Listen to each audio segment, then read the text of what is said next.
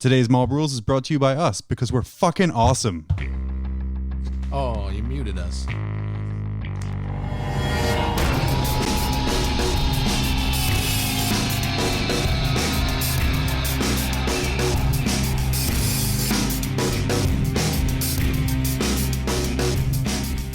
Did mute you. But then I got him. Then I unmuted you when I realized you were muted. And they're like, oh, okay, shit. Also, I want to touch really quickly on a dark corner of the internet we really never go to called Kotaku. What? What is that? It's like a video game website or okay. Gaming reviews. I know we you're never talking really about go there. They had a story though today about a What's truck. it about Imperial Fist It sounds like you went there. I did go there. It's about a truck carrying 756,000 dice or 3 pallets of Chessex dice. Somebody's sad someplace. That fell off the truck, and so 756 dice fell, or one Overwatch phase for Dave's stupid fucking tanks. Worth it. No, sorry. There was 216,000 dice were rolled, and with the average rolls, the company estimates the roll total was 756,000, which is about the amount of wounds Dave does in one shooting phase with his stupid fucking Primaris tanks. Sounds right.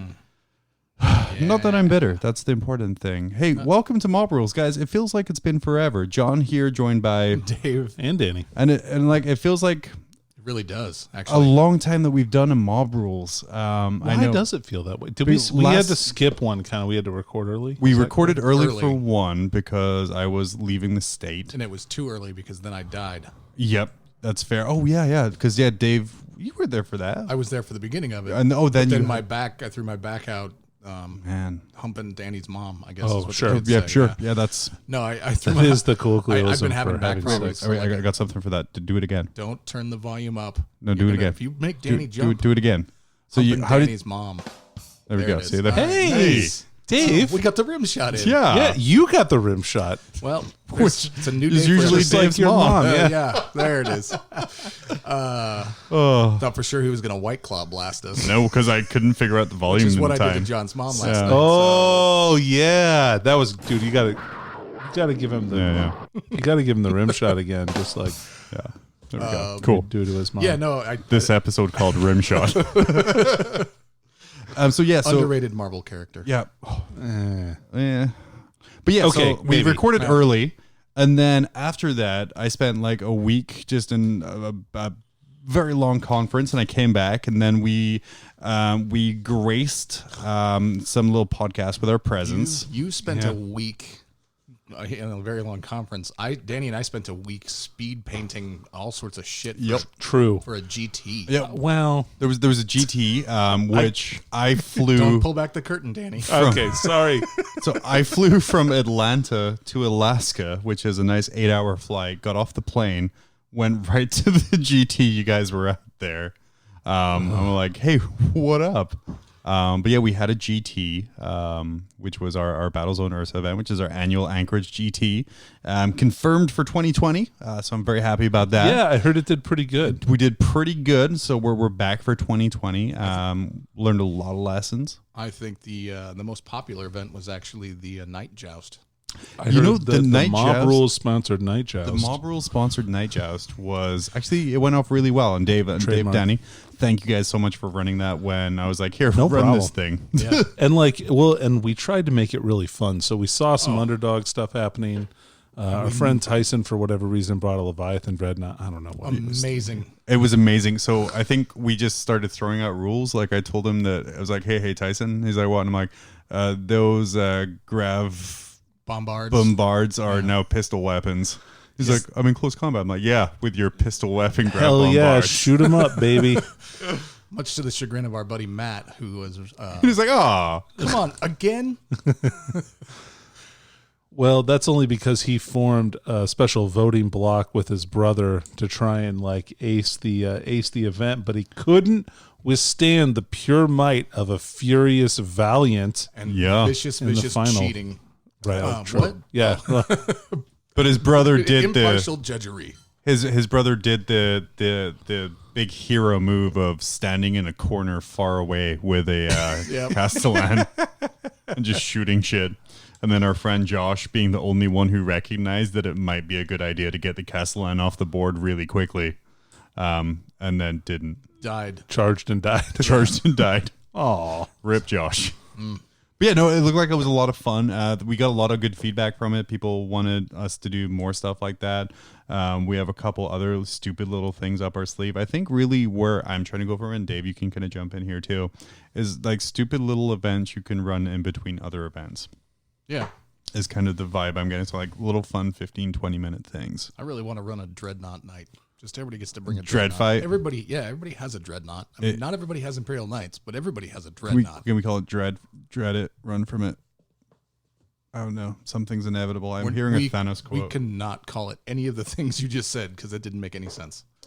Welcome to the mob rules. Dread it, run it. I mean, it's been like 120 episodes at this point, and if only now you're figuring out that nothing really makes sense, then I don't know what to tell you, buddy. Just, crack open a cold one. Man, see, I figured out levels. Yeah, we appreciate that. Daddy does for sure. Before I went on air, like I usually kind of test levels and test buttons and things, and I accidentally hit the white claw button, and I swear to God, Danny just jumped like 13 feet like a cat. I was extremely scared. It was very scary. Woke me from my nap. Which is really hard to do. Can I just say something non-Warhammer here real quick? I had We've been talking about Warhammer, actually. I had an eye exam today. Oh, okay. Via what looked like Skype. It was the weirdest goddamn thing I've ever had happen. Okay. Like a telemedicine kind Yeah, of it was a telemedicine. So you go and sit in the chair and they put the thing over your face, or some lady puts the thing over your face and then walks away.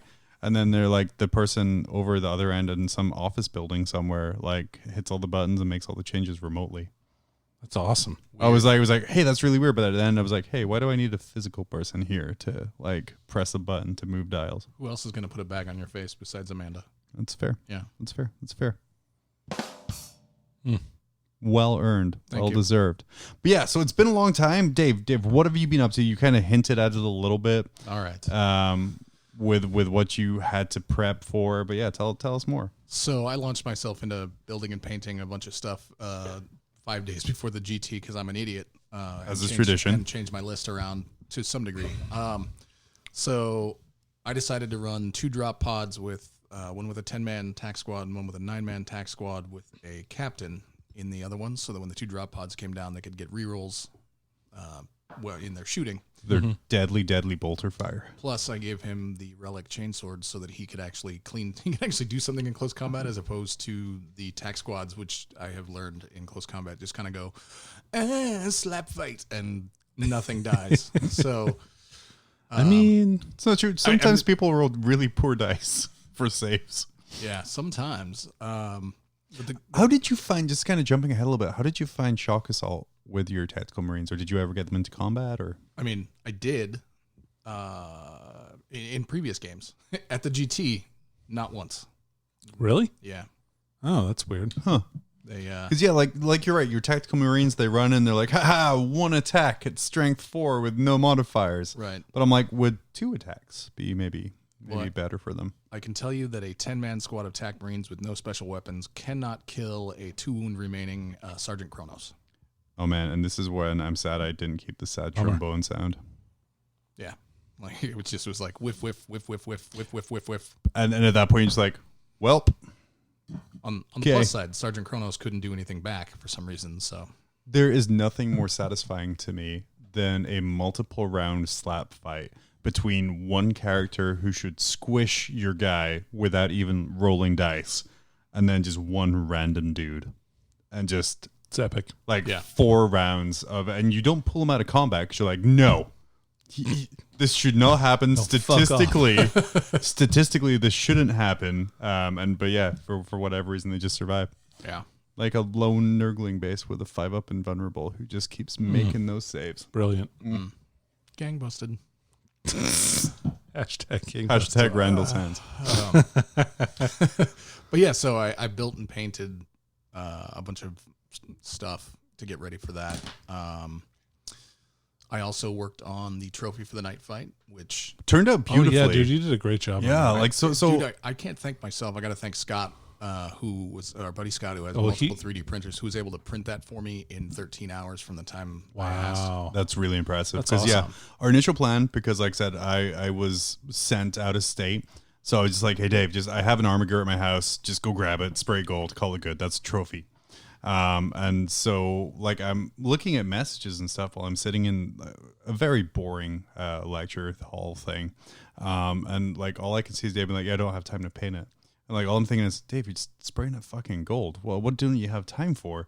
And then when I showed up on Saturday, I see this gorgeous trophy that you had made. Well, we'd had our other buddy DeVoe make amazing trophies for the GT, and so I was like, so when I got the armor, I wasn't expecting a fully built and painted armor that I was going to put onto and based and make a trophy out of spraying it gold. So I was like, I'm going to make a call. So I texted him and was like, hey dude, can you print something for me like right now? This might surprise everyone listening. The Night Jest was a very last minute addition. Yeah. And very much thrown together in a way that, hey Dave, here's a rule set. I'm not going to be there. Can you run this for me? Oh yeah, no, it should have been a 1 day thing and not 2 days. You know, For as many hours as it was scheduled for. yeah. So the Night Joust took the place of a doubles tournament, which would have needed all the hours. Right. Last minute. We had our TO for the doubles tournament had some IRL stuff come up and could no longer run it. Right. And rather than just being like, hey, Dave, could you run a 3-round event with about 40 people and this and this? Oh, and then also go do a GT. I'm like, fuck it. Night Jest. Sure. That sounds good. Yeah. And it was a great change. I mean, but so one of the rules that we had was the 90-second turns, which by the way, amazing. That was great. And like I busted out an air horn app. Yep. So we could blow that at them at various exciting junctures. It was like a DJ. Just So next time we run it, because we're going to run it a few times this year, I think, I'm going to actually get an air horn. Hell yeah. And you know why people will stick to the 90-second turn limit? Because they will not want to hear the air horn in a confined space. In their ear. Yeah. I think you get the air horn off once and then we're kicked out. Back comes the app. But yeah, no. So I got that from him and I had to cure it in the sun. So I set it on the bed of my truck because it's UV. Oh, geez. Yeah, it's cured. Resin. So I set it on the bed of my truck the next day. Luckily, we had like the only sunny day we've ever, like, he was like, oh, you just got to cure it in the sun. I was like, that's cool. It's been raining for like a week. The sun came out. I threw it in the bed of my truck. And at the end of the day, I drove away, leaving it in my parking lot. So I had to go back and get it because I was I was like, fuck. I feel like I'm forgetting something important. I've got all my codexes. I made copies for my binder. I've got everything I need. Oh, fuck me. I left the thing on the bed of the truck.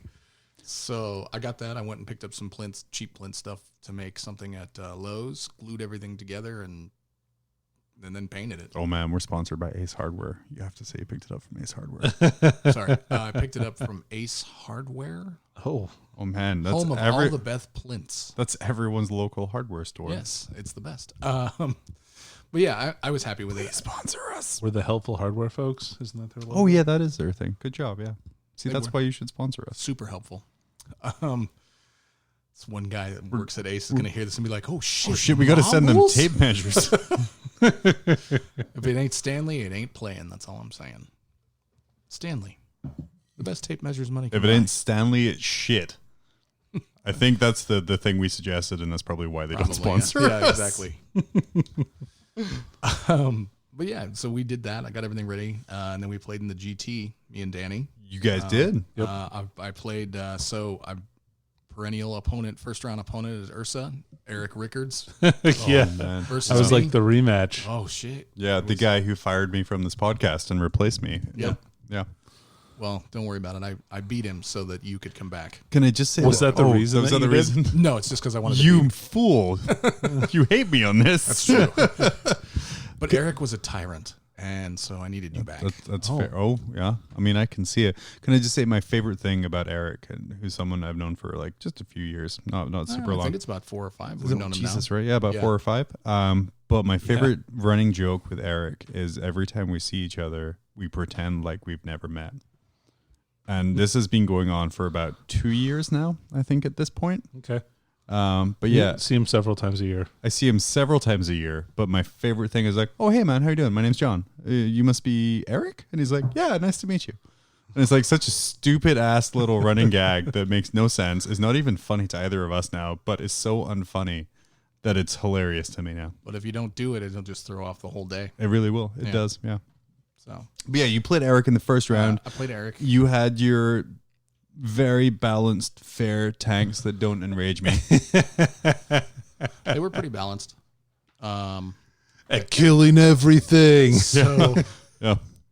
so he and I, he sets up his deployment. He does. His, What his does little Eric blips. run? He's running pure GSC because he's trying to make it work. It's really good codex, guys. It is. I mean, It is a good codex, but there's certain pieces that you need to have to do right, and in order to be super successful with it. And against today's Marines, it is no longer a good codex. I will go on the record in saying that. Oh, okay. well, see, for me, Gene Stealer Cult, right? Like, I'm going to tell a little story. Like, when I playing Age of Sigmar, playing Night Hunt, whenever I come up against... You got to save it for Sigmar and Chill, John. This story's already out. That's right, yeah. Whenever I come up against Caradon Overlords, I'm like, well, guess there's nothing I can do against that list. Cool. And I feel Gene Stealer Cult fills like a little bit of a similar role there, where there's a couple of just super hard counters that are pretty common that just kind of, it's an uphill struggle. He had some bad rolls in his round 2 shooting phase, which kind of it put him on tilt. And for anybody that knows anybody that when they go on tilt, it just it ruins it. So he and I played the game out, and I beat him like 27-21 or something weird like that. Yeah, that's pretty Danny good. Can pull it up if he wants to. I will, because Yeah. Because you're like, that sounds false. No, it's, I've it's already not. angered him by saying I don't think But- Gene Stealer Cult. 26-21 for Dave. There you go. It's actually really close. Yeah. It was really close. You're And- making and it it was sound a- like a blow up by saying it's just a bad book, but man. I mean, he still played right. I mean, he got me. He got me with one where I was like, "Are you shitting me?" Kind of play where I was like, "That can't be right." But apparently, there's a stratagem to make a unit untargetable. Yeah, as long as they're not the closest visible target. Right. So And they're entirely in terrain. he then put its closest visible. Ooh, Rickards. No, as long as they're not the closest visible. Right, that's the problem. Oh. Is they were the only unit on the table that was visible, but the characters were closer. Oh, so that They were would be hidden. They were hidden behind walls, so I couldn't see them. so that'd be a closer unit. Yeah, I'll have to read Yeah, this. Yeah, code. let's it's- see. Basically, I couldn't target anything they had because I couldn't target the characters with indirect fire because there was a unit on the table, which is something I ran into at the last RTT. Mm. So I was like, I'm okay. Then my turn's done. Then You got. I did. I was like, nice play, well done. You got stratted by who again? It was by Eric Rickards. Oh. All right, well, he's a known cheater, so... Yeah. No. I've never heard of him, but I mean, I'm going to avoid him now. Yeah, he was a quality player. He and I have actually always had really good fun games when we played, so I had no problem beating him. And keeping my streak alive as not having ever been beaten by Eric. So seeing I'm wrong. seeing Sorry. it as we're keeping this is kind of the Eric Rickards 11 hour. Mm-hmm. I watched his game 5, I think it was, where he was playing against a Cult Mechanicus list. And I've never laughed so hard at someone talking to their opponent. Because what happened was like the mechanics guy, he set up his like low gun line, as Mechanicus players are will to do. Purple Mechanicus or Red Mechanicus? It was purple. Because I was playing red. Yeah. So it was purple. You mean you were wrecking Red? No, it was super close that game, and Danny, I'm sure we'll go into that later. Sure. But so he set up his purple Mechanicus, and then like Rickard set everything up in the shadows or in the sewers or whatever the fuck Gene Stealer Cult do. Right. And he left like 2 units hidden in like magic boxes, a couple of characters. It's like, all right, it's my turn. And then his opponent didn't move anything. He's like, well, I can't shoot anything, so that's my turn. And then Eric's like, okay, well, that's my turn. Over to you. And his opponent's like, well, you can do anything? I was like, I'm going to win. I was like, no. I was like, what's going to happen is this unit is an engineer's unit, it's hidden. You're not shooting it, so it's going to max out engineers. All of my stuff, I'm not going to bring in. It's all going to die turn 3, so you get kill more once. I'm always going to hold more because you're not moving, and I will win 10-7. And the guy's like, well, no, that's not how it was. Like, it was like, okay, tell me how I'm wrong. And he's like, oh, well, and you see him just doing this math in his head and kind of moving stuff around. And Eric's like, but you know what? I'm not that kind of player, so I'm not going to play like that. And I'm like, hey, max respect, man. That you want to provide a fun experience. Instead, Eric brings everything in from Deep Strike and pops up from the shadows and just all that, wrecks wrecks his face off with pretty much. But just seeing him explain the game, it was just amazing. And I've just never seen such cool, calm, collected. Yeah, all of my stuff's gonna die, but I still win. Right. Yeah, It's super good. But yeah, it's all gravy. Game 2. Round 2 was against another perennial opponent. I seem to always run into Brian Bublitz, who was running some Renegade Knights, some Poxwalkers, and some Plague Bearers, and then 2 Chaos Sorcerers. Huh. Okay. Poxwalkers, huh? Yeah. By the way, Poxwalkers, amazing. Oh, you know what? I did get into close combat. I got into close combat with Poxwalkers with Tactical Marines and just got my ass whipped. Like I had really. So my dice in that game were great until I went around to his side to roll for my tactical squad. But I brought my drop pod in behind a building so nothing could shoot me. And I stayed behind the building for a turn. And then I ran out and attacked his Chaos Sorcerer and killed it in close combat. And then the Poxwalkers were upon me. And it was like, I guess I'm just going to sit here and die to Poxwalkers. Huh. How many Poxwalkers were in that unit? It was like a 19 and a 20 or something like that is what he had. Okay. So yeah, he couldn't go above it, but I couldn't. I'd kill 2, and then he'd kill 2 and be like, boom, back to full strength. And it's like, when the dice are hot, I mean, I guess you got that +1 to hit.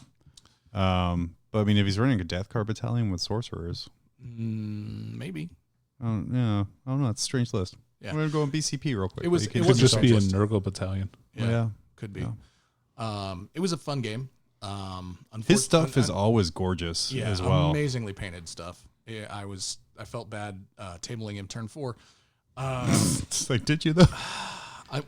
Or did you do like the cool guy thing where you're like, man, your stuff is so gorgeous. I hate that you have to remove it whenever I shoot at you. Right. So here's what happened. Started turn 4. He had first turn each time and didn't manage to kill a repulsor, which was bad. So I just started lighting up his knights and weakening them and doing all sorts of crazy stuff I needed to do. At the start of turn 4, he had 1 knight left, the Poxwalkers, and 1 Chaos Sorcerer because I'd killed the Plague Bearers. He said, so we've only got like 15 minutes left. You want to just agree this is the last turn of the game? And I went, okay. And then I proceeded to table him in my turn. And he was like, what? We're like, you said it was the last turn. I had to make it the last turn. I had to make it count so I can get all my points. So, yeah. And then we proceeded to have a discussion about how my tanks are OP. And I gave him John's cell phone and said, just go ahead and call him. John's setting up a support group for it. Yeah, it's so... Huh. I don't get that. So he was running a Death Guard battalion or a Chaos Nurgle battalion with 2 Death Guard sorcerers, 29 Poxwalkers, 29 Plague Bearers, and a unit of 20 Poxwalkers, a unit of 19 Poxwalkers. Yeah, so he's got a Nurgle battalion. Yeah, he's got a Nurgle battalion. Even though it says Burgle. It does say Burgle. You know what? I think a Burgle battalion sounds better. I mean, I know from experience it does autocorrect to Burgle a lot. Yeah, well. Huh. So there you go. That's that was game 2. Okay, cool. And game 3 I went into our buddy Tim. Yes. So something happened game 3 at the start of game 3. Did you fall in love with Tim? I already love Tim. So I should tell everybody that's listening that Tim had forgot to bring down his Marnius Calgar. And so since I had time between the night joust, I ran home and painted Marnius Calgar. As Tim, a wonderful, fancy gentleman that he is, lives in Fairbanks or near Fairbanks. Mm-hmm.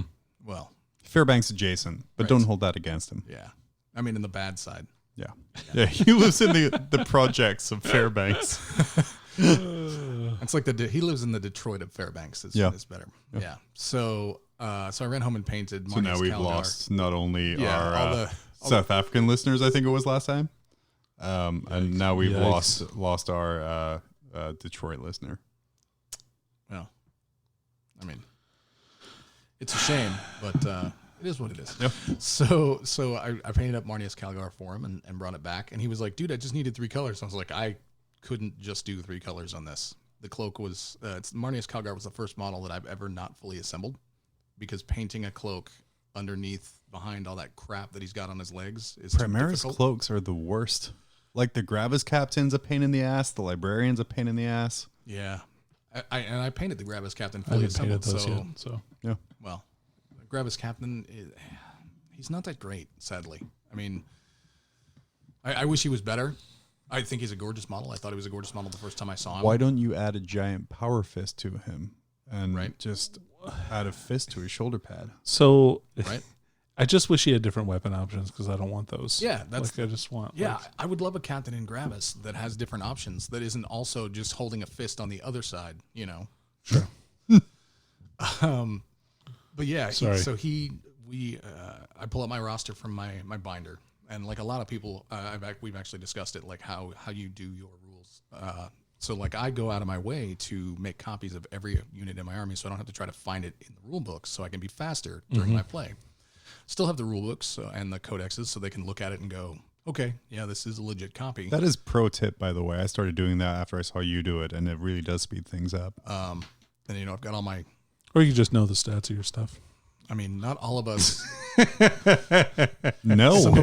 Some of us are Fair. old, Danny, and remembering that is kind of one of those things that just doesn't happen. Also, So, if your opponent is an asshole like me and is like, Dave, show me in the rulebook where it says you can do Just that. hand you my book and then keep playing.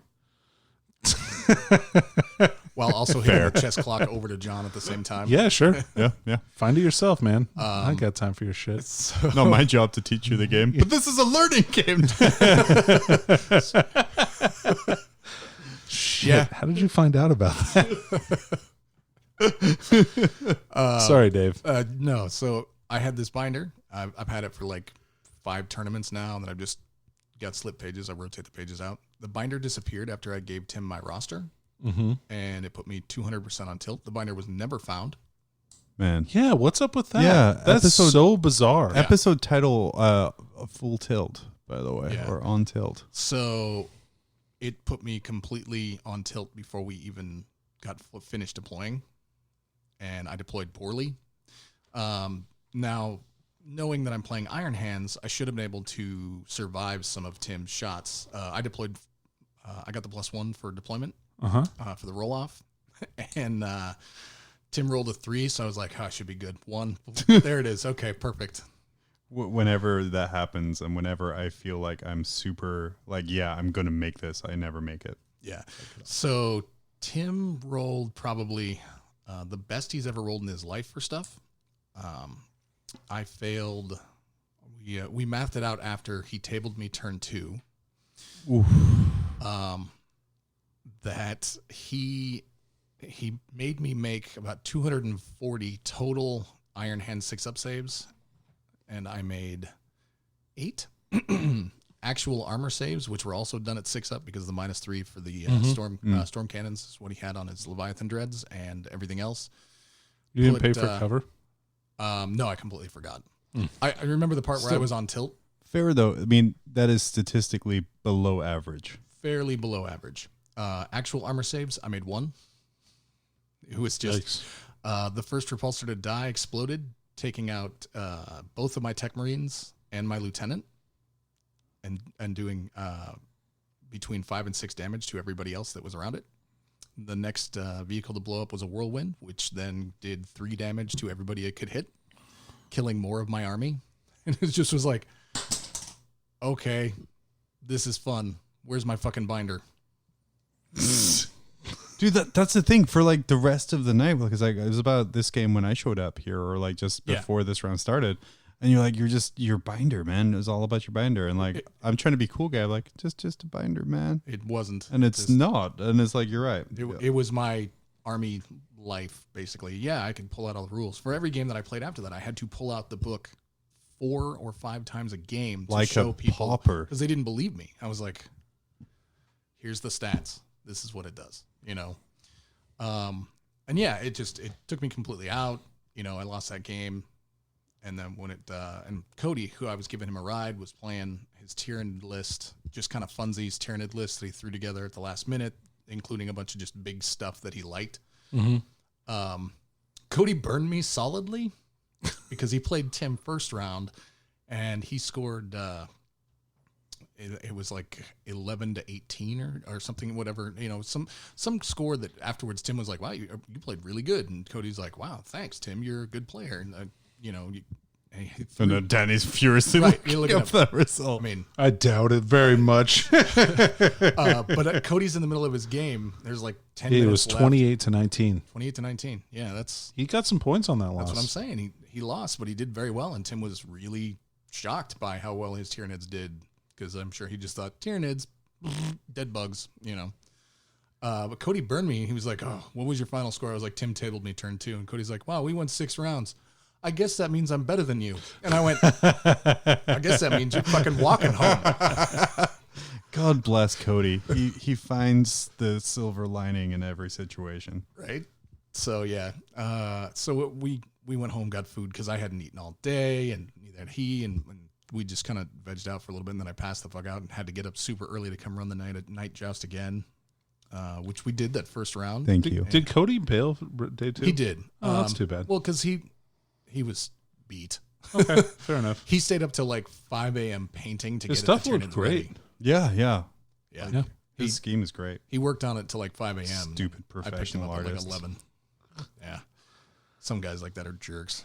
But yeah, the next day we ran the night joust, and after round 1, I was like, I cannot stay for round 2. I have to go home and get like a nap before the GT starts again. So yeah, fair enough. I left before the championship, so I didn't see it, but I knew it was going to be Dominus on Dominus, because Matt's brother Corey switched to a Dominus class from. He switched to a Castellan from a Gallant. So I just to cut all the way back to the night joust. My favorite thing that happened in the night joust was our buddy Andy brought a brass scorpion, because the main rule was it had to have legs. Right. If it didn't have legs, you couldn't use it. Right. So he brought brass scorpion. He moves out towards Corey's knight in the first round and shoots at him. Corey shoots back. Andy charges him. They both kind of slap fight. Corey backs up, shoots at him, charges back in to finish him off. Corey's left at 6 wounds. We had an auto explode rule in effect. Andy's brass scorpion blows up, doing 6 damage, taking Corey out at the same time. Meanwhile, you got a third knight that's off to the side that was making his way over there to kind of back clean up, because on the other side we had 2 atropos. Yeah. Actually, he didn't want any part of that. He was like, nah, I'm going to go clean up over here and then see what happens. And he was like 2 rounds of moving that direction and went, oh, all right. I guess I'll go back over here then. Go the other way then. I just heard like that burr, burr, burr, burr, burr, burr, because it's just a scorpion really scuttling across on one corner of the table. And he was a late entry too, by the way. Like, he pulled his knight out of the painting competition where he'd put it to use it, because he was like, it sounds like fun, I'm going to do it. So, and he ended up actually winning the whole event. He did, because we did allow people to switch knights in between. Mm-hmm. So because he was already done and couldn't participate in round 2, he went home and finished painting his Dominus class so he could bring the Dominus class out. And he brought a Valiant. Yeah. And so it was Valiant, which turned out to be an excellent choice. Yeah, excellent Valiant versus Castellan, Melta Cannon versus Poon Gun. Poon Gun wins. We set up like an epic finale for this, by the way. It was like on top of this beautiful, like dilapidated 3D printed Tau terrain. Yep. Wow, the terrain's so amazing. We saw what the Castellan did during the second heat, and we're like, well, shit, we have to like make this legitimately a little harder. So we set up one of like Danny's beautifully painted Chaos Knight right on the top in the center, and we were like, this is the spirit of competition. It will shoot everything it has at the nearest knight. You cannot shoot it. You cannot fight it. It's a ghost. We're like, yeah, that'll take care of that. But it, it did like 2 damage or did something. 2 damage to the wrong knight.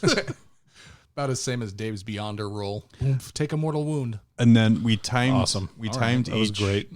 We timed each round, because it was like 90 seconds, but we used like the Duel of the Fates from Star Wars, Yep. Phantom Menace, and it was actually like super epic. It was pretty good. It's pretty good. But yeah, so we move on to round 4. I play up against Jake Grasser, who is running Gene Stealer Cult, and at this point, I have learned Gene Stealer Cult tricks after playing Eric, and I was ready for it. So we got what's the deployment that is corner where you're in the it's 14.5 by 21.5. Some measurement. Vanguard. Vanguard. So I think I want to say it's 6 on the sheet. I know it from Spike. Yeah, corner to corner. Yeah. It's Vanguard. So we got Vanguard, which was terrible for him. Really? Because I deployed in my back corner, the closest he set up as close as he could. Okay. And I afterwards we talked about it. He made some deployment mistakes, in my opinion. Stuff he should have kept off the table and put other stuff on, and he'd just set up better. Sure. Like his bikes were just available to get wrecked turn 1. Oh, okay. And they were an integral part of his list. And it basically was just every time he put something on the table from Deep Strike, I was like, it's dead. Next. And it was a good game. I beat him. And then I moved on to playing against Coulson, who is a perennial Necrons player. He's been playing them since the very beginning of 8th. He knows everything about Necrons. And it was my first try at running Necrons, because you and I don't usually run into each other at tournaments. I'm usually behind you. I kind of try to sandbag the first round for lower points so that I don't have to see. face you. I quote unquote sandbag rounds as well. Tactically. Let's see. The last tournament you were in, you ran just whatever was in your car. Actually, was your list. You were like, Yeah, oh, that's this is true. what's It's left. like it's not what I wanted to play, but I forgot a couple of tins of orcs at home, so I played Chaos. Couple of tins of orcs. Yeah. Yeah. Well, I keep all my orcs, like my different squads, in Tupperware. Dude, that's awesome. Like, Yeah. I'm just Smart, like, I just have images of like, how you have that weird like sugar cookies no one ever eats at Christmas time. And you're like, shit, I brought the ones with the cookies. yeah, not the sewing kit. Oh fuck! I thought this was the Goffs. Damn it! Damn it, I'm 3,000 boys short. Yeah, it's So I'm playing Coulson. I go first. He's got the 3 croissants, so he can basically Mortal wound everything to death in your little he can hunched try. up Yeah. ball. So I whiff hard first round shooting. Just like, all right, let me shoot these planes. Let me miss these planes. Okay. 6 damage total over 3 planes. Neat. From all of your very yeah. balanced, fair tanks. Yep. Well, the only thing I'm that was not in range- bitter, by the way. The only thing that was in range was the Laz, and I shot everything at him. I just couldn't do anything to him. He managed to get it. He flew up, gets his strat off, and it does literally nothing to me except kill the lieutenant, Okay. which I have now learned is a hugely integral part of my list. Absolutely. Oh, yeah. Yeah. Rerolling ones to wound when you're Oh, yeah. winning on 2s. Yeah, or threes. or threes threes, even, or yeah. anything. It just was like, well, poop, just absolute poop. So I mean, Everyone shits on Primaris lieutenants and how many releases there are, but when you need like 30 of them in your army, you don't want just one pose. I'm thinking about going with 2 of them, to be honest. it's like a good depending on backup. what They're you not need. expensive. Depending on what you need, it's like between 5% and like 20% better. I just needed him to live through round 1, and I think I could have won the game. And by that, I mean, I still mean- probably would have lost the game. But Really? I don't know. I feel like you had a good shot against that I list. did. The dice were average for me on this one, so everything planned out. We played very well. He told me after my I didn't kill a plane, he's like, well, you'll be lucky to score 8 points. And I want to say it was 11. Yeah, you Man, got, that's you got some 11 good points. that's some good Who metagaming. says that stuff though? Oh, Fairbanks. yeah. We were joking around at that point. I was like, crap. He's like, that's game right. You'll probably be lucky to score 8 points. And I was like, well, now my goal is to score 9 points just to spite you. And it was, That's garbage. it's all fun and games. We were just having fun. And I played at the end of the game. He's like, you played really well for having lost so much, having failed in the first turn. Like, I was like, thanks, man. He's like, no, you played very well. I was like, oh, all right, cool. He's like, no, Yeah. you played. I was like, I said thanks already, man. Stop. I get it. It's like, no, you tell me I played well. Me. No, when I walked past that table and I kind of see that like standard 3 Necron flyer and like, I'm like, cool, he's going to do that strat. And I look over at your side of the table and I don't think there was anything that wasn't within an inch of like your main character dude. I'm like, oh, but like hearing about it, it seems like it went very. So it's a 3-inch. The strat is a 3 inches from the point he picks. He happened to pick the lieutenant as the point, so it didn't actually hit mortal wounds to. It just was on my characters. Oh, and it was just like, okay, how many mortal wounds on the captain? All right, he saves them all. That's fine. How many mortal wounds on the lieutenant? Oh, he's did not save them all. Shit, he's dead. Tech Marine. Oh, he survived. It's fine. Tech Marine. Oh, okay, he's fine too. Thunderfire gun. Okay, it survives. You know, weird. It just was like Statistically below average. he took out the one thing that made the chance of me winning. Which, you know, I was like, well, it's lieutenant. I mean, it's going to reduce the amount of actual wounds I can do, but you know what? I should be okay. And then after that, it was like, did you want to roll nothing but ones for wounded, bitch? Here it comes. I love your dice taunting you when you're like, yeah, I'm fine. It's just a lieutenant. I'm like, no, you'll either pass or you'll roll a 1. I think I heard an audible gasp from somebody somewhere when I said it's just a lieutenant. I'll be fine. You know, like somewhere like in his bed, Nick Baton sitting and nodding him like, I feel a disturbance in the Primaris like, lieutenant. What force. Is it? There's like a disturbance. Just sits bolt upright. It's like one voice cried out in pain. But yeah, I had a good game. I enjoyed all of my games, except for the one against him. It's not that I didn't enjoy it. It just was one of those things where I was so taken out of everything that it threw me. And that seems to be, I'm learning that that's something that's happening to me at GG, so I need to get better at just absorbing that bad luck. I mean, loss, it's just whatever. Yeah, it's just going to happen, man. I mean, apparently game 3, I'm going to go 2-0 into game 3. So I went from 4th place, which by the way, I'm still pissed that I didn't play you, but because we're teammates, it factored us differently, blah, blah, blah. Only for the first game. Yeah. After that, it's just pure skill. Yeah. Well, I was in 4th and Danny was in 5th. Well, okay. I think it's but you were tied for 6th, really. Well, there wasn't, no, I was in 4th and you played the Custodes, who was in 5th. Well, we were tied, but you were in 3rd. Sorry, you were in 3rd. That's what it was. Sure. I don't know. Probably. So you were in 3rd, and Tim was in 6th. Dude, I love your. I think it was because there was people who'd already played each other in the top 3. No. So what it was, Dave, because I would have whipped Danny's Cameron, ass, and he knows it. That's why he rigged it. Right. So Dave and Cameron had the same battle points total and same record. Oh, and that confuses. So like they may rank them differently a little bit. And then then what happens is if those two people, it just will randomly pick one, or it picks one based on strength of schedule. Yeah. So since he probably had, maybe he got more, maybe his opponents did better than your opponents. Yeah. I don't know. Either way, I got cheated. I mean, one of them was Eric. So, I mean, he probably did pretty bad. Yeah. Who? Yeah. I don't know. Some guy. Okay. All right.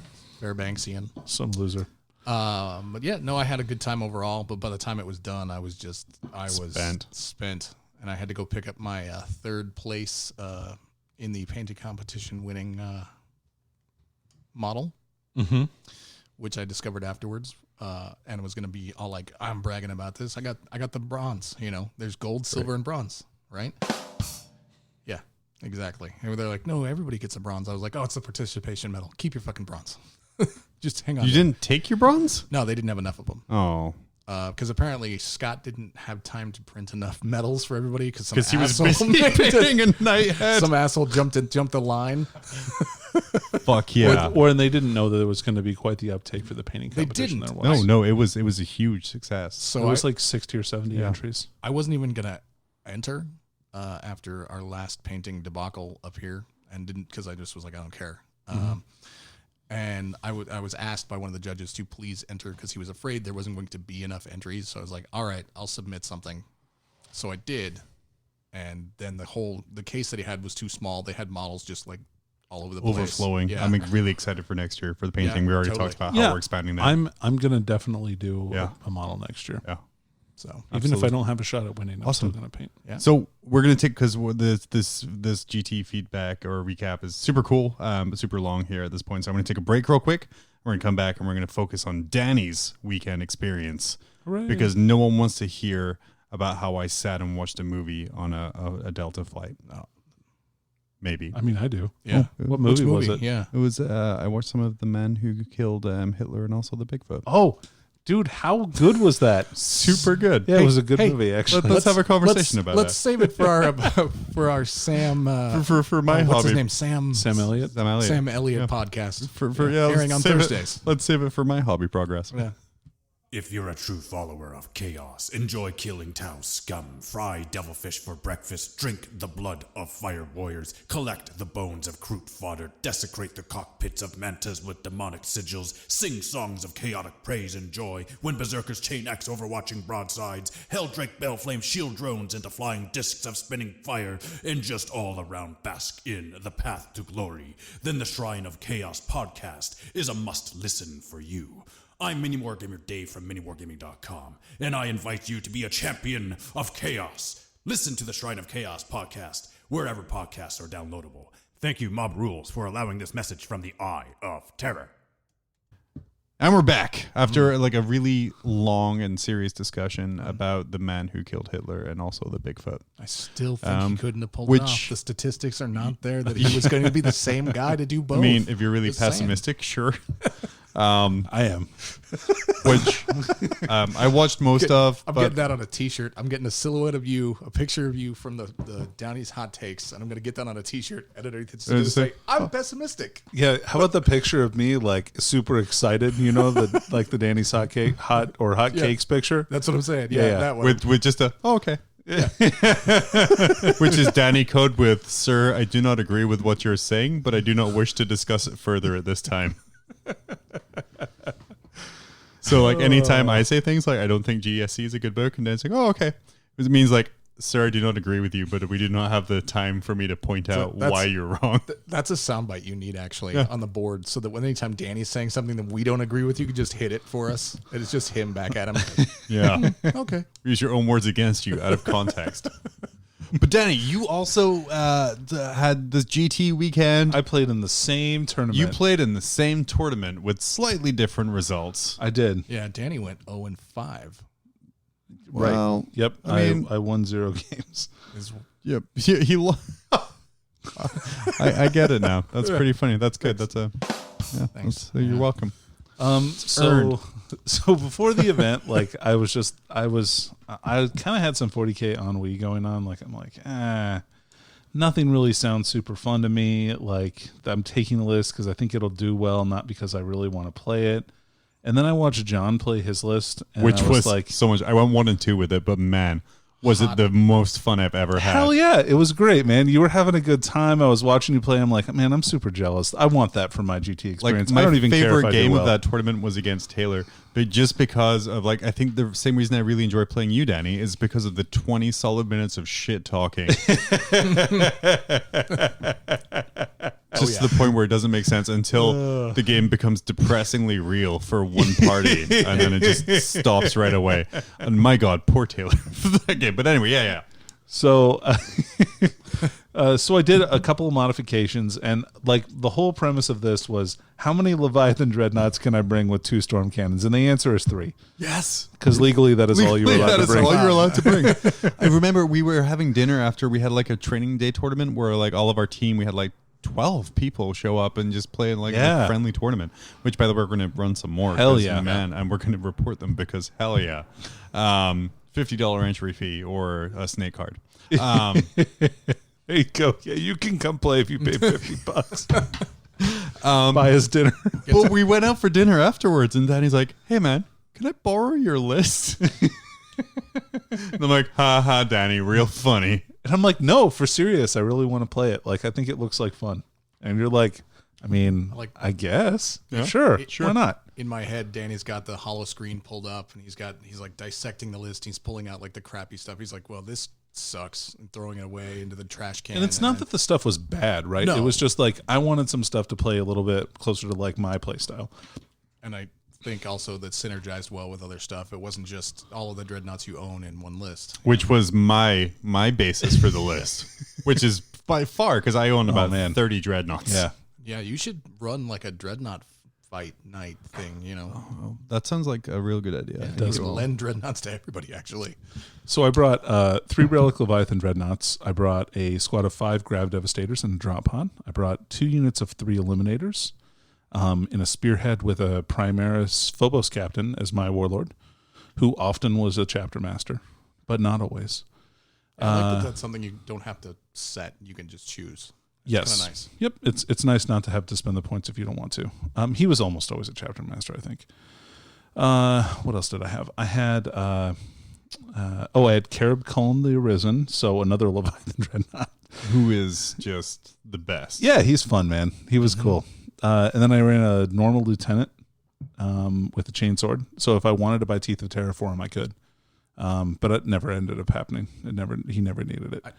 I feel like that's where I might be going instead of running the Primaris lieutenant, but actually running 2 regular lieutenants and hope that and just keep one in reserve, hiding in the back corners, so that when invariably the first one dies, the second one can run up and fill his role. So now I am definitely running 1 Primaris lieutenant in my army after this. Oh, yeah? Yeah. So I'm going to run him with the power sword, and I'm going to... Lieutenant backup reporting for duty, sir.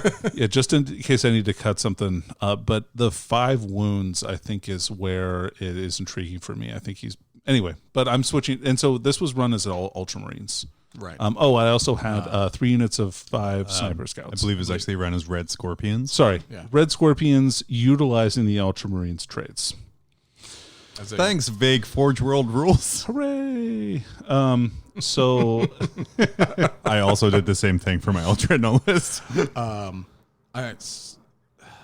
I had something I was going to say, but I'm old, so I forgot it. Continue, please. So first round, I ended up playing against Matt Morse, who was a fantastic painter. Yeah. I think Cosmonaut on Reddit. Yeah. Yeah, you Cosmonaut or something Yeah, like that. you like using a Cosmonaut. If you've seen Knights that glow, If you have seen or Knights with rune Dreadnoughts. patterns or anything with rune Dread patterns, Knights. it's Matt, and he's amazing at it. And I asked him once, hey, man, how do you do that glow? And after the 30-page PDF document given, like with all the how-tos on that, I'm like, cool. I'm not going to have stuff that I'm not glows. doing that, I'm yeah. not doing that. I did it for one test model and went, nah. I made him, we had a Secret Santa swap, and I made him a shirtless Grey Knight. And I was going to put runes over his chest. But then I'm like, no. You should have just carved him in him with a stick, like right into the flesh, and then just put like white paint inside of it and call it good. Grey Knight, not corn. Job's a good. Job's good. So Matt brought 3 they were Tyrannus Crusaders, along with a Cadian battalion. So 3 infantry squads, 2 3-man mortar squads, and then 2 company commanders. And then he also brought Rusty 17 from Goriah, so he could do some denials, that kind of stuff. Too bad for him, I had no psychers, so jokes on him for sure. Right. let's hear it for the no psycher list. High five. Until now, I'm definitely putting the probably library in. definitely getting one in. So he, basically, he had his first turn. Did he go first? I went first, and he didn't seize. And so I walked up and removed almost all of the infantry off the table. I killed. Did you roll any dice, or did you just pick them up and throw them? I just told him to get that shit off the table. It's his new flex. He's pretty. He also had He also had 2 Scion squads as well to deep strike in. Yeah. So the Leviathan Dreadnoughts picked up 2 of the 10-man units of infantry guys. We had 3 3-man mortar teams. I picked up 2 of the 3-man mortar teams and all 15 of the Skitari on the first turn. All the Skitari snipers, because that's what he puts in there as double sniper. Nope, they're just regular guys. There was no snipers. Oh, he wasn't running the snipers this time. Oh, okay. And he had 2 engine seers, of course. But then I just used a bunch of hunter killer missiles on his on one of his knights and got it down to 4 wounds. So you were running. So Tim was running 3 hunter killer missiles per Leviathan. I ran. Can. Cullen had 1, or has 3 automatically, and then I put 1 on each of the other Leviathans as well. So I had total of 6, which was fine. Yeah, it was enough. And then I selected that knight as my Seal of Oath target because that lets you reroll. Dick move. It's really good. So you pick a unit. Wait, Go ahead. I'm going to stop you for a second. The Seal of Oath is a legit Ultramarine. You have to be actually Ultramarine. It is not. It is a special okay. issue Wargear relic. Okay.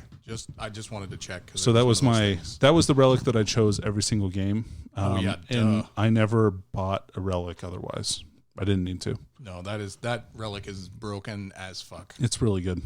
It anyway. synergizes very well. I It wouldn't say has a lot of it's, synergy. I wouldn't say it's broken. I would say it's pretty balanced. It's just that just don't have one big thing. Yeah. Anyway, so that removed all of Matt's scoring for the game, and basically it kind of made his knights back up into a corner. So it kind of forced him further and further back into his own deployment zone as I killed knights with storm cannons. And I didn't kill the last knight until I think maybe turn 5 or something like that. But at that point, nice it's of you. Nice to let it live that long. Well, I mean, Leviathan dreadnoughts can really take a lot of Avenger Gatling cannon and rapid fire battle cannon shots. Like they can do pretty well at tanking that stuff. So it just wasn't enough to kill the Leviathans, which were really hard to remove. So I won that game 14-33. And then next round, I played against Greg Howard, and Greg Howard brought Space Wolves. So Greg Howard had 3 Vindicators, a couple units of 5 Wolfen. 3 Vindicators? Yeah, Vindicators. For Linebreaker stratagem. For the Linebreaker. Got it. The big mortar, the rhinos with the mortar nose. Got it. Right? Yes. Okay. The other Space Marine battle tank. And then... some Space Marine tanks have tracks, Dave. God damn it. I didn't say... No, they don't. Not good ones. And then he had he had 2 Rune Priest and Njal and a Wolfguard battle leader with a jump pack and a Thunder Hammer and a what's he called? What are the chaplains? Wolf Priest. Wolf Priest on a bike, right? No, with the jump pack with a Power Fist. Oh, okay. And 2 squads of 5 infiltrators, which were his engineers, which was great because I can't go in buildings and our table had enclosed ruins. So basically, he was able to get all of his engineering points from 1 unit of those guys that just stood in his table quarter. He played it really smart and tried to deny me. He tried to fake out his deployment with one of the Wolfen squads, but I used the Ultramarines redeployment stratagem to put all my Leviathan Dreadnoughts on the other side then, and he was like, oh, okay. Damn it. Well, they're dead. So I shot them off the table, no problem. And then I think I took out a Vindicator on the first turn as well, and every single time I killed one of his Vindicators, they also exploded, which was hilarious. And then he outflanked his other Wolfen squad. That has stuff explode regularly, I can tell you it is not fucking hilarious. I mean, I thought it was fun. Talking about his butt. Yeah. all I have to add. Anyway, so he tried some tricky stuff which almost worked, but then didn't. Which to be fair, I mean, he was trying to do stuff and to stay in the game. And he couldn't wrap my scouts just barely with his unit of Wolfen, which would have been a real suck-ass thing for me to have happen. And I would have had to charge him with Culn and try and nail him with his special heavy bolter and close combat attack, which that would have been okay too. But anyway, it didn't happen. I was able to back out of combat and then storm cannon the shit out of the Wolfen and kill them too. So I won that game 31-17. So I didn't win quite as hard as my first round, which is fine. But you did murder a lot of Wolfen, and I hate his Wolfen with passion. Oh yeah, those Wolfen are real good. I mean, Wolfen in general are really good. Well, I mean, okay, they're really good if they get into combat, right? His in particular are very good. I don't know who's the other guy from Fairbanks that runs Space Wolves? Linton. Lintons are also very good. Yeah, they can make a lot of charges, right? Yeah. Super good at charges. The way you described this game with him made it sound like he was kind of like a magician doing some tricksy shit where he was like, here's the Wolfen, and then he just pulls up the thing and it's like, haha, it's actually Scout Squad. Well, he was hiding them behind one of the enclosed ruins, and because he brought him in from a board edge, and so I couldn't really shoot him with anything. So I had to accept that they were going to advance and then charge something. So I tried to move as much stuff off of my objective as possible and get away. But I don't know. It didn't end up. It didn't end up working, which is fine. And he managed to get into combat pretty good with the right stuff. So, but Neil Armstrong and Buzz Aldrin. Anyway, so it was a good game for sure, and like he did a lot better than I thought he was going to do after like losing his Vindicators relatively quickly. Yeah. All right, and then so game 3, I played against Cameron Godowski, who brought Custodes vehicle list. I think So you mean game 3 you played against me because that's what should have happened. So in the tournament rankings at this point in time, right? I'm in 3rd place, and then Dave and Cameron had exactly the same battle points, and we're in 4th and 5th place. Yeah, except I was in 4th according to the notes. Okay, so whatever. Anyway, I mean, we could be a baby about it, or we could just let the software do its job. so Software. BCP's broken. so Dave got paired down, Yeah. or no, Yeah, Dave no, got I got- paired up. I don't know. Anyway, regardless, we didn't play each other. I played against Cameron. Dave played against him.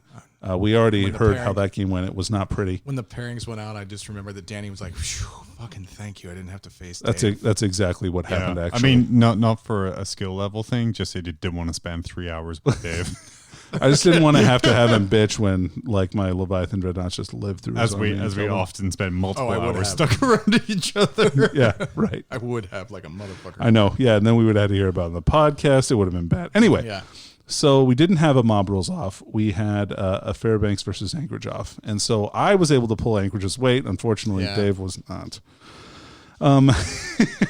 So Cameron ran this crazy list, right? It was an Orion dropship, 3 Caladius grav tanks with the Elastus accelerator cannons, 3 Palace grav tanks with blaze cannons, and then also Trajan Valoris and the banner guy, and 2 captains on jet bikes. I like it.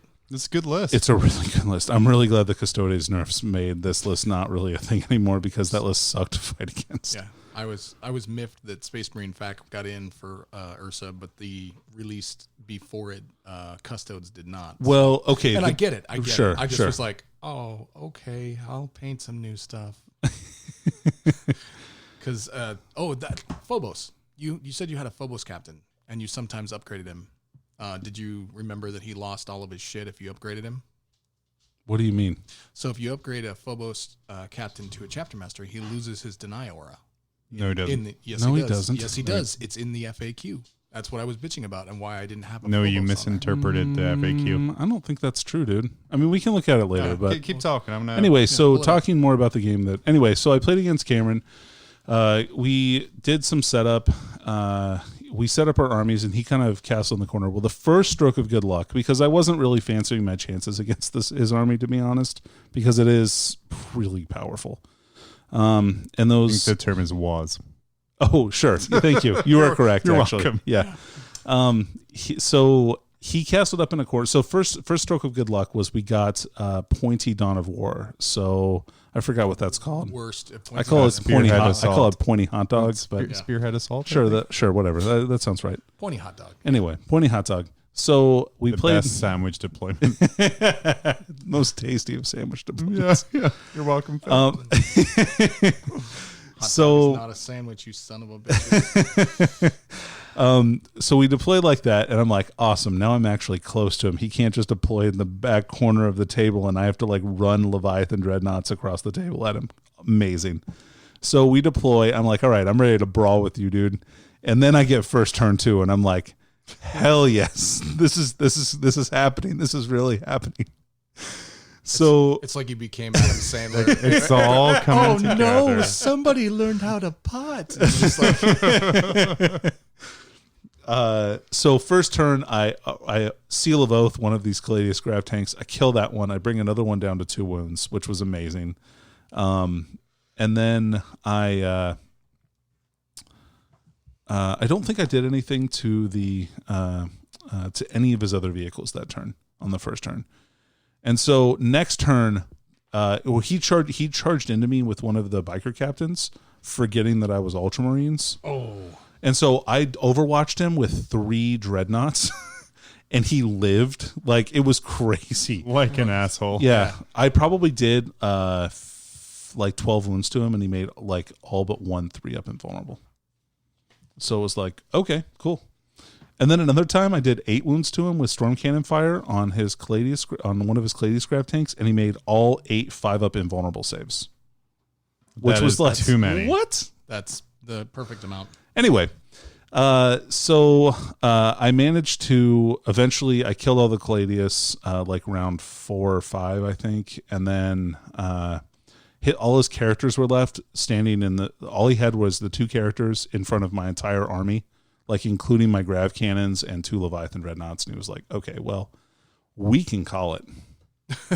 So you were like, we can call it. What? You said we can call it. You can just No, he said that. Oh, I would never say that Oh. to my opponent. I would never make that kind of like if they want to stop playing, if they look like they're not having fun, I can say, well, we can stop now if you want.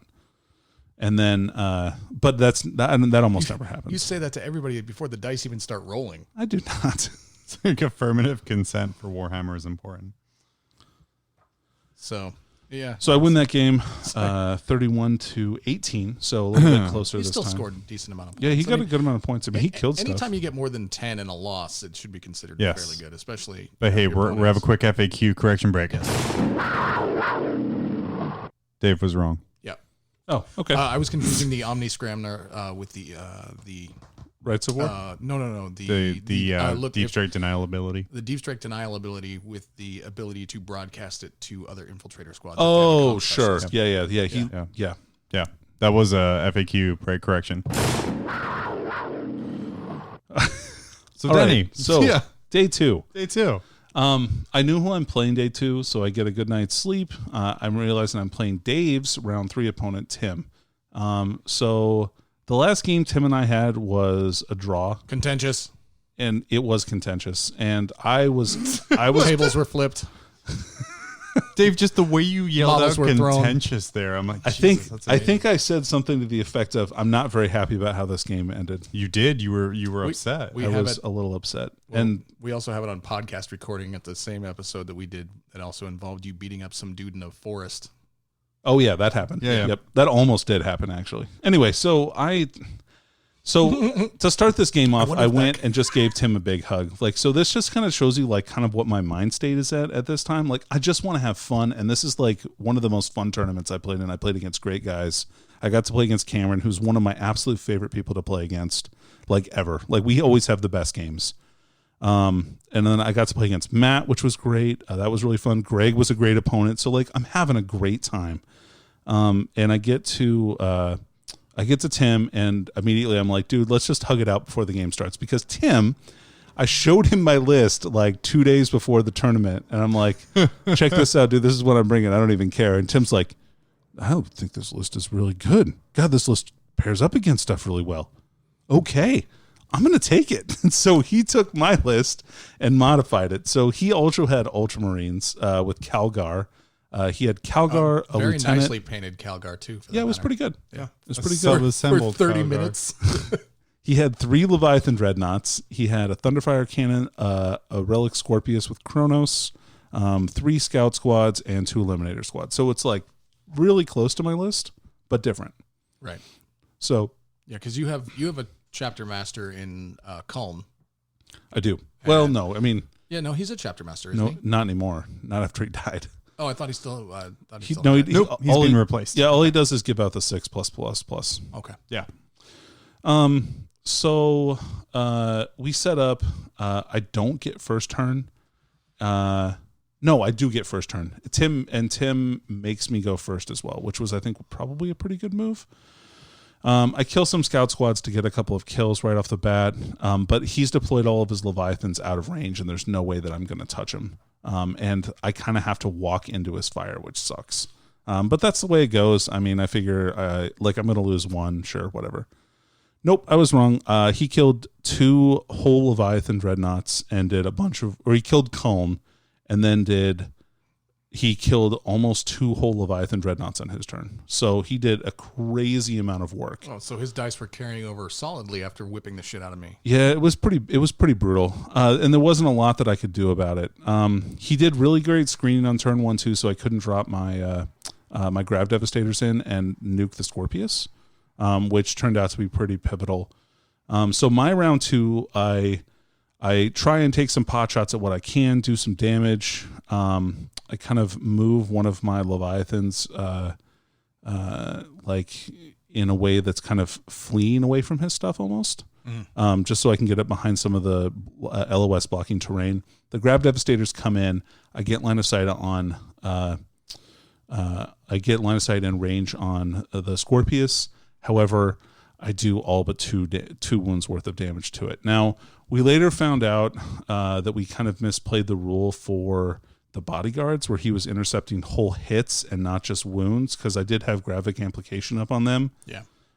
So they would have gotten to, like, one Grav Amp probably would have killed those guys, and then I would have gotten an extra wound onto the Scorpius. I also rolled not great on their wound rolls, which sucked. Like, it's like, okay, but I think I still, generally speaking, still would have killed him, which is cool, which is fine. It is what it is, and I should have read the rule more closely, so that's on me.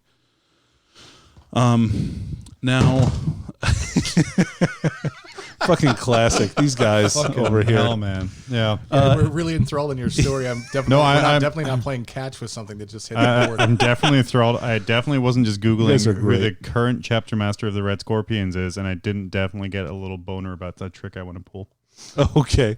I mean, it was definitely a little boner. Yeah. So the turn doesn't go great for me, right? Like, I think I've killed one Leviathan Dreadnought so far out of all of his Leviathans. And I haven't done a ton of damage to the rest of his army. I've kind of killed some stuff. I had this super good Eliminator squad that, like, did this charge into his Eliminator squad. And, eliminated them?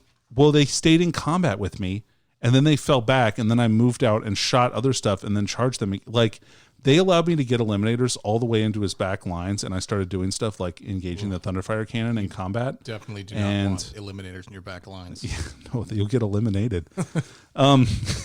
Hey, that's why they're called that. Yeah, hey, look at that. Look at that.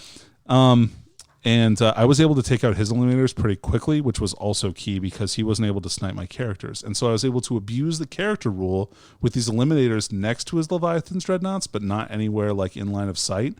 And he couldn't shoot my chapter master on a turn where he had moved up to do so, which was really great. Eventually, I advanced my remaining Leviathan away from his shooting.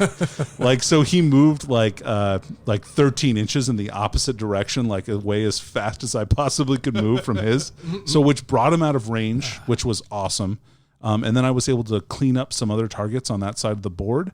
And I started playing to the mission super hard. And so while I was getting my ass whooped, because I was getting my ass whooped by kills, I was still staying in the game. And I actually pulled before his last turn. I had a 5-point lead on him. So he made up all the 5 points, though, spoiler. So we ended up tying again, which was the tie to a great game. It was an awesome game. Right. Yeah.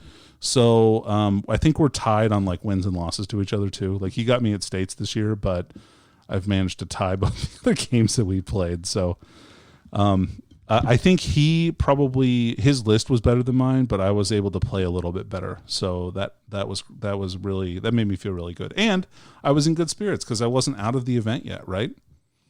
There was a lot of draws. Yeah. I mean, yeah. So at this point, I was 3-1. So I technically wasn't out of the event yet either, as far as placing in the money still, but. Yep, and I'm 3-0-1 at this point in time. And then so round 5, I get paired against my perennial tournament nemesis, Rob Porter, mod of Comp 40K. Who immediately conceded as soon as he saw that it was you, right? No, but he's like, how the fuck are you playing on like one of the top tables? Because I'm on table 2 at this point, right? And Tim got paired up against the undefeated guy, Jason Ryder. And so he's like, how are you here? Like, this is, you brought a joke list. Like, this shouldn't be, like, you shouldn't be doing this well. And I'm like, I think it's actually like somehow a good list that this is like, and I'm playing it good somehow also. So he's like, no, I refuse. I mean, it's not like John brought it. I mean, it's, So Rob made a couple of mistakes in deployment. We got pointy Dawn of War again, so pointy hot dog. Pointy hot dog. And sandwich deployments. Right.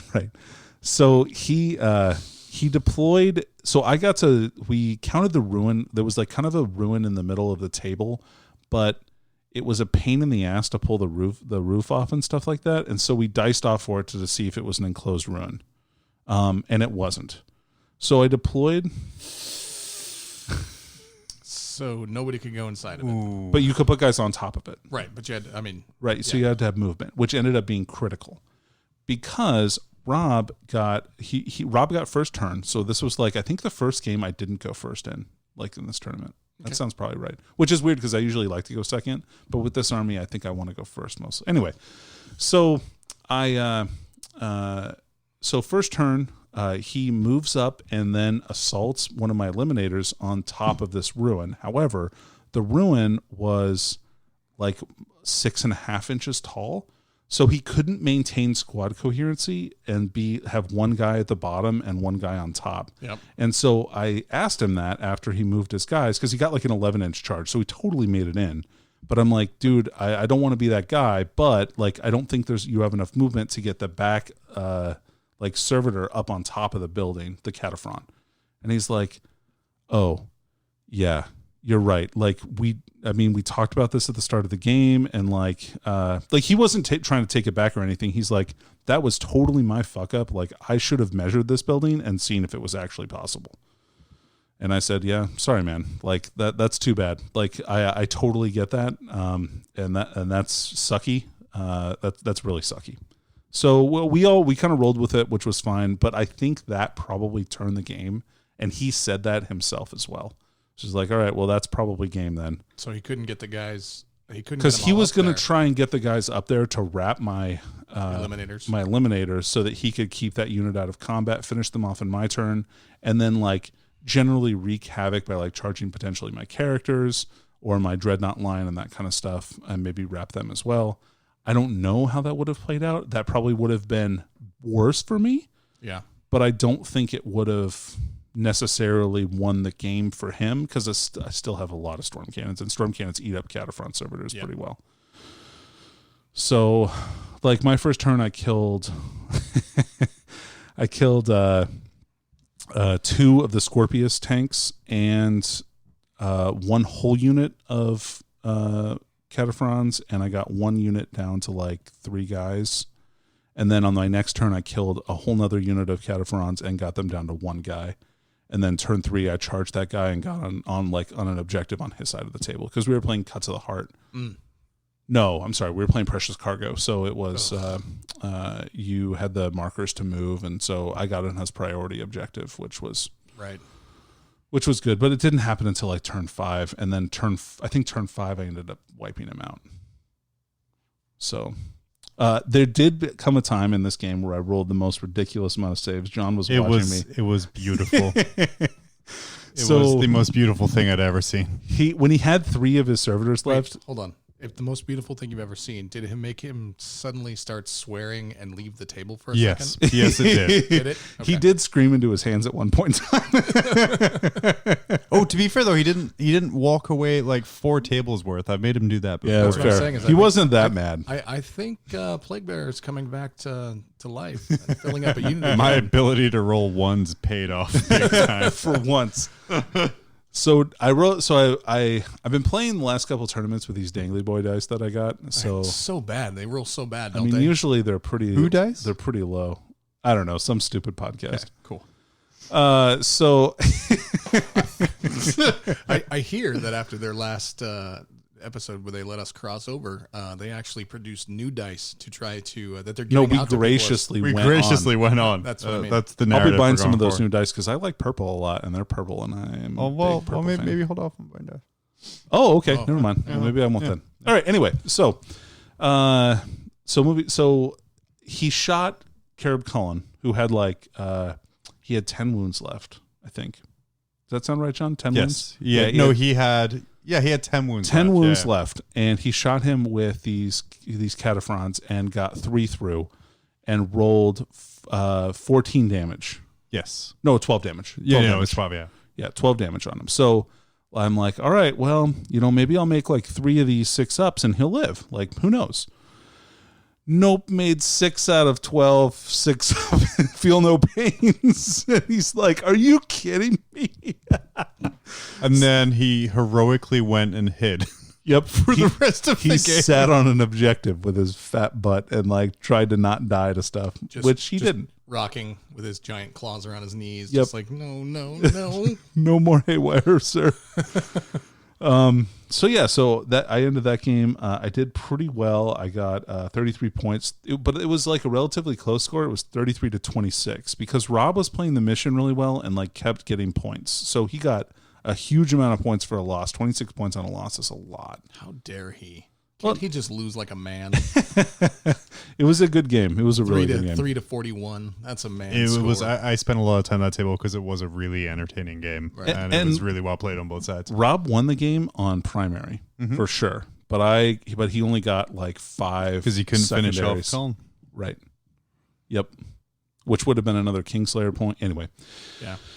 So I ended up 4-0-1. For a brief moment, they were still playing the game on the top table against him, and I had gotten a lot of points this game, and that game was looking like it was going to be a pretty low-scoring game, and Tim's misplay cost you the tournament. yeah, which is hilarious, right? So I almost actually won the event somehow because Rob had a tie too, so he was out at that point. I think Coulson everybody had in a the top tie. 6 at that point had a tie because Jason Ryder had a tie too. There were 3. No, Jason doesn't have a tie. Jason won all of his Yeah, games. yeah. There were like 3 ties though, and as an organizer, that really fucks up a lot of pairings. But yeah, Tim lost by 1 point. Yeah, by 1 point, so it was 20-19. 20-19. It would have been a 20-20 tie because Tim didn't think that he could get his scouts into Linebreaker, and he could have. And if he got Linebreaker, then Danny wins. Yeah, which would have been hilarious. Tim goes 3-0-2. Yeah, Ryder goes 4-0-1, and you pass him. Yep. because I got more battle points. Because he got more battle points. It was rough. Hot So dickings. But yeah, good weekend overall. Fantastic turnout. Danny, you won a wonderful Krieg bust for your second I place did. trophy. I was very happy about that. Busty Krieg. And yeah, Very and, nice. and I'm always happy about busty stuff. our planning starts for next year for Battlezone Ursa. So definitely come up to play our fun little games and be told, okay. We're going to keep by Danny. working on the Canadians. I'll even They're give you a close. hug. Yeah, you'll get a free hug by Danny. Start of the day though, no end of the day. Hugs. Yeah, So- please no. Please no. John, what about you? You were at an event you said for your conference, and was there anything fun that happened, like some silent disco dancing? Or So there was a silent disco, which is apparently a thing. That's weird, dude. It was weird. It was like 3 different DJs it's hilarious DJing, to watch, though. and it's like you can tell what people are listening to. The color of their headphones matches up to the DJ. So it's like red, green, and blue. So red headphones listen to red DJ, and likewise. So you have 3 different groups of people dancing to 3 different songs in complete silence. One of my coworkers is like, "Hey, let's go do this," and I'm like, "No." I'll be honest. I have on a cruise ship gone down and witnessed it because It's hilarious my to wife witness. she was like, "Yeah, let's do that. It'll be awesome." I was like, "All right, we'll go down." And we walked in, looked at all of the people weird dancing. Like there was some guys doing like the raver dance where they were charging up the fireball and like with their hands in the middle of their chest, like building up that energy. Wom, wom, wom, wom. And I was like, "This is not for us. Nope. We should go." We're too old for this. Yeah, I did pick up a couple of the Invictor suits, put those together, started painting those. I've armed them with autocannons. The flamers are amazing, but I feel you're totally locked in tactically if you take flamers. Like, I totally agree. you with have to put them in. 100%. Whereas if you have the twin iron hills, I can put them in the back, I can put them in the front, I can just do a lot more stuff with them there. And then as Danny was talking, and we were talking about weird chapter tactics and stuff like that, and Forge World having very nice rules right now, and with the new Marine Codex, Cassin Sabius is suddenly leaping out at me. Mainly his rule, purity of aspect, action, and intent. Okay. Which is, if Cassin Sabius successfully causes 1 or more wounds in the fight phase, you select 1 Red Scorpion's infantry unit within 6 inches, increase the attack characteristics of every model in the unit by 1 until the end of the phase. So I'm thinking if you charge a max unit of Assault Centurions into something, Oh, sure. you activate Cassius first. He does a wound because he's a fucking chapter master. Then you're charging Assault Centurions are base 5 attacks. Mm-hmm. Because you get +1 for shock assault, +1 for being and purity of aspect, action, and intent. And then your sergeant is sitting at 6. So if you charge a unit of 6 in, which is only about 300 points now, right? It's less than that. It's less than 300 points. Then you are attacking with it's a little bit more than 300. Yeah. So 30. So with 36 attacks, hitting on 3s, re-rolling 1s because he's a chapter master. Re-rolling all. Or re-rolling all because he's a chapter yeah. master. They have siege drills, which are strength 10. -1 to hit though, right? Nope. Nope, but not on a siege drill? Not on a siege drill. So yeah, 36 strength 10 attacks, hitting on 3s, re-rolling. And I'm sure there's some shenanigans you can do to at -3, 3 flat damage. -4. -4. Sorry, 3 flat damage. So here's the question though: if you've got that guy as the Red Scorpion chapter master, named character, Yep. I'm still. Did I let you know that he doesn't have a specified warlord trait? Right. I think that I fully expect that we will see something soon to stop. Red Scorpions are actually Ultramarines. Well, I'm a little bummed I type can't make things. them Raven Guard and give them the warlord trait, where the warlord and 1 unit deploys 9 inches away. Jesus Christ! yeah, Why Because not? I don't think I can do that because it specifies Raven Guard. Or can I do that? you absolutely can do that. Oh, absolutely. So Yeah, yeah, totally. they're Raven Guard.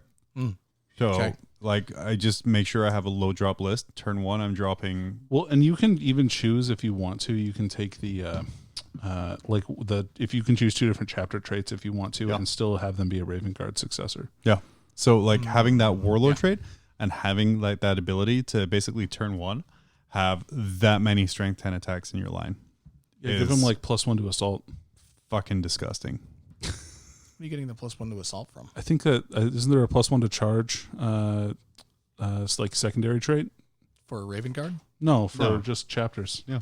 Like for successor chapters. For success chapter. But there's a lot you can Anyway, but if yeah. he takes it, if he does it like that, he can't do the Raven Guard Yes, he can. warlord trait Absolutely, he can. by taking successors of the whatever it is. Successor traits, Raven Guard warlords. So That seems like you're losing out on something. You may as well just take Raven Guard for that detachment and Well, you can't take. So you can't take the. You can't take the Raven Guard specific relics. That's the only disadvantage. And there's probably one stratagem that affects units that are actually Raven Guard better than if they're a successor. but that's sort of what I'm looking at now because I actually own the Cassan Sabius model because he's a gorgeous model. Oh, cool. Yeah, he looked cool. you have a lot of Red Scorpion models for have a- somebody that has never played Red Scorpions. Well, that's not true. I played them at one tournament and they were very ultramarine, but they were very nice. But yeah, so I'm loving the new Marine book right now. I mean, like I love my chaos, I love my stuff like that, but like the sheer range of options you have from that book is crazy. Like just in Danny's talking, I'm like, I'm going to look up who the chapter master of the Red Scorpions is. That was all I started with, and then I'm looking, I was like, +1 attack. It's like, no, Assault Centurion's super cheap now. Can I get them into your line turn 1? And it's things like that are really cool right now. Dick move, I think actually you mean. Oh, for sure, yeah. And if you charge a knight, say like Cassan Sabian, his strength is ×2 when he's fighting a monster or vehicle. Nice. Yep. So or even charge him in a chaff. Just like I just need to do one wound. Yeah, but if I listen to this podcast, which I don't, Thank God. You and everyone else. right? It's good that nobody listens because if people had knights and you ran that up to them and you did that with Cassius Sabin, here's the thing. Carl Sabin or whatever you said. Carl Sabin. If you Sagan. screen them, you have 6 sets of hurricane bolters.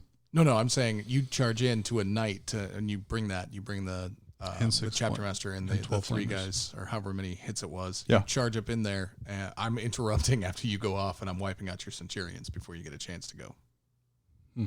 See what I'm saying? Sure. Yeah. If you want to use 2, If I listen to this podcast, if you have 2 command points you want to use for that, great. And I mean, you'll probably kill 1. with a knight, Yeah. They have a lot of wounds. And They have 2-up 4 save, right? wounds each and a 2-up save, and they're toughness 5, so you only wound on 3s. So, like, you're probably hitting with 8 and wounding with 6. I'm just saying, I'm going out of my way to stop you from. And if you're Probably going out 5. of your way to kill it like a 330 point unit, cool. I mean, the only Here's person the rest that I of my know army. that plays knights that listens to this podcast is Matt. So, he's going to be ready for it. I hope you understand. Hells yeah. Hells yeah. Let's go dig out my Assault Centurions now.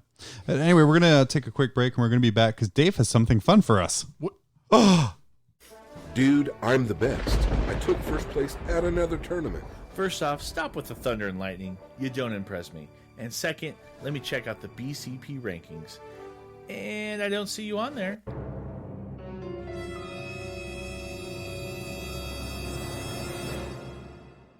What? Your TO needs to download the Best Coast Pairings app and run events on it.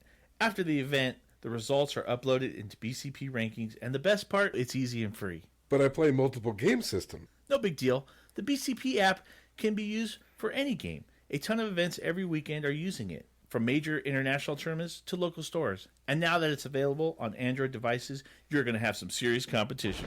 There can be only one. BCP Rankings is a fun and exciting way to measure how you or your team stack up. No matter what you play, your score goes to an overall ranking, or compete to be the best in a game, a circuit, a region, or the world. Download the app or visit www.bestcoastpairings.com for more info. Best Coast Pairings. Are you the best?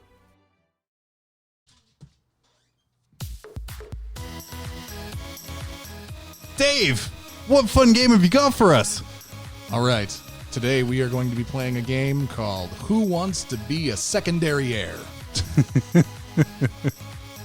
Oh, we're actually doing it. No, we're not. Okay. That was going to be the joke. Like, my game is nothing, and I just cut the music. I just really like the name. It makes me giggle. Yeah, It it's didn't good. have a record scratch. What? What?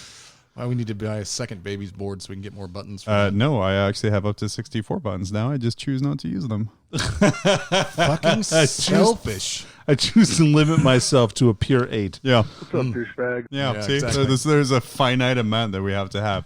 But no, we had a couple other things planned. But honestly, like it's been like a long time since we've just been able to sit down and talk. You got any soapbox music for me for a minute? Because I do kind of want to soapbox. All right, okay, just think about it for a second. I will say, like, soapbox. I will say behind the scenes, here's a. How many soapboxes do you think people actually ever stood on?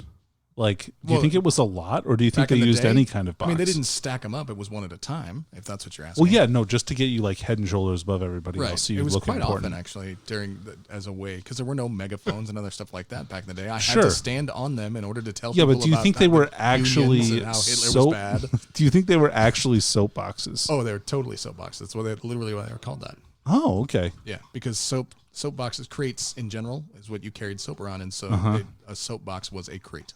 Oh, okay. Yeah. So Dave, what brands of soap were Dial. available back then? Just Dial? Yeah, pretty much it. That was it. All right, fuck it. I'll just It pick wasn't. one. It was like borax. I think it's actually. Borax. Yeah, it was All right. 100% all natural borax. I think anthrax. Is that a soap? I have no idea if this is soapbox music, but I enjoy the name of it. So here we go. This is good enough. I'll do it. All right. Called Industrious Let me- Ferret. So, Dave, you have something you want to talk This about? is a very serious music that goes along with my very serious topic. No, Dave, your Let's- opinion is really important to us. Let's go back to the glory We'll answer days. your opinion Right. in the order it was received. 4 or 5 years ago, GW was secluded and kept everything from us. Yes. And if anybody that can remember that back that far, and most of us can, you remember that it was a dark days. You didn't know what was coming out. There was nothing there. GW got a new person in charge, and suddenly they wanted to be on social media. They wanted to be everywhere they could be to give you all of this stuff to preview everything. So what do we end up with in this day and age are people that have to be leakers. They have to get out there. They have to get the information and leak it before GW can to try to get a one-up and try to make a little bit of money from their 82,000 subscribers and their Imperial Fist loving fucking asses. That seems really specific. It's not. It could be anybody. The point Could literally I'm making be anyone. is if you have the ability to leak something, Leak it to us. Jesus. first off, we're not going to share it with anybody. We're on an NDA. Yeah. We don't share any of our stuff with anybody. In Ever. fact, after I get stuff, I don't even want to share it with John and Danny. That's true. That's we have true. we have to actually go to his work and ask his coworkers, "Hey, did he get any packages today?" Yeah, fuck those guys for giving you the packages. Well- it was bullshit. That $5 was money well spent. The point I'm saying is that this week we had an Imperial Fist leak and we also had a Salamanders leak. And Hey, I those love books Duke aren't- Nukem 3D. Right. Those books are not due out until October. And so what they end up having to do because of these leaks and somebody having to be the internet gaming hero guy and out there to get all the karma on Reddit or whatever the fuck people want these days, they had to scramble and release a shitty preview to try to show you the models that everybody Well, should have run. let's talk about how their previews have gone down quality. 'Cause remember when Magnus was released because someone found a box in the trash? Yeah, that was the And we got like best. great videos of them coming out of trash cans. Now we just get a completed video. Yeah, and even the video felt slightly rushed and not completely done, in my opinion. And like it just Yeah. was. It was a little shorter than I usually seem to be. The spin was like that was it and done. Here's my pushback on this. How are they leaking stuff from 2 months in the future when we get stuff 2 days in advance? Right. I mean, I don't know, but the point is, if you see a leak, Tell us. tell us first off. Yeah, so we can report it. Send the location. Secondly, don't go out of your way to upvote anybody that posts leaks to Reddit or post it anywhere else. Keep it quiet. The last thing we want to do is go back to the dark ages of GW where they no longer send anything out to get reviewed. Yeah, Yeah, keep Okay? it secret. And Keep it especially safe. us. we have totally no bias here. Yeah, we have no bias on this. It angers me 100% when people have to be the one to leak stuff. They just have to do it. Mm-hmm. Just don't. Just wait. I mean, shit. We got other stuff coming up. I mean, Beastgrave was this week. It was supposed to be all about Beastgrave, the exciting new Shadespire expansion, but instead they had to slip in some stupid-looking Imperial Fist and a really awesome-looking Salamander. Thank you for our copy of Beastgrave, by the way, at GW. We look forward to assembling and talking about that on YouTube. Yep. Someday. Sorry, you ranted longer than 3 minutes and 37 seconds. I had to change it to something a little bit more whimsical. Anyway, that's all I had for this soapbox. What annoyed Ferret wasn't enough. No, it was not long enough. This is now Android Sock Hop. Which I think is a masturbation reference. Yeah, I gave your mom an Android sock hop, actually. Yeah, give him the old Android Sock Hop. Speaking of, you were talking about Invictors, and you said, sometimes I want him to go in the front, and I want him to go in the back. My only thought is, that's an Eiffel Tower when you're doing that. And you're going to need 2 Invictors. I only have 2 Invictors, so that works out Perfect perfectly. number. Yeah, you don't want a third one. What's he going to do? Sit in a high back chair sniffing brandy? Just. Oh, man. Sure. Hey, Gosh. well, we're Touch the Emperor's we're titties. complaining about stuff and talking about other things. This is another one about my jokes. No, Mob Talk is a little project I have going on the side. Yeah, it was pretty It's beautiful. solid. As a little bit more serious, last dick jokes, but where it's one-on-one interviews with various people, sort of related to Warhammer, but sometimes not really. That's okay. Really, yeah. Yeah, so the first episode just dropped. Right now I'm hosting it on Mob Rules at patreon.com/Mob Rules. It is free. You don't have to give us anything to access this. I just don't want to pay hosting anywhere else. And Patreon has a really nice, easy to use upload system. Yep. So I talked to Colin DeGraff, the lead creative and executive producer of all of the Cold Open stories that have come out so far. Super interesting guy. I had a really nice chat with him about some Foley work and how his wife finds him in the closet making bizarre sounds and recording. I have a few more lined up that are coming out. It's going to come out every other week, opposite of Mob Rules, so that this podcast doesn't steal the thunder of the other podcast. Yeah. We do appreciate all of our Patreons a lot. We though. do. Yeah, appreciate anything people support us with. Fantastic. We appreciate you keeping the lights on, even though it's just keeping my wife out of my little hobby account. It just means you have that much extra money to spend on models. Because I wasn't chipping in, because I'm cheap. Smart. Yeah. So Smart. I meant smart. we appreciate all of our That's a word for Patreons. If you do want to subscribe to us, minimum is $1. Maximum is probably $1 based on quality. All of the Mob Rules That's not true. podcasts. I set a top tier recently, John, of $1,000, where Danny will Which you actually, did. Danny will actually blow fly a dude. to you and Yeah. hug you. Yeah, I'll actually do what? I said hug. You'll hug a dude. Oh, okay. Hug a dude. Not with my mouth, right? Well, I mean, Yeah, all of our subscribers. it's called the indecent proposal amount. Oh, so, wow. Sorry, Danny. Man, I need to get on Patreon more. All of our subscribers do have access to this trash that you're listening to around 3-4 days in advance. And we appreciate every one of you. Apart from you, and you know who you are. You son of a bitch. Hey, also, thank you to Beals Art.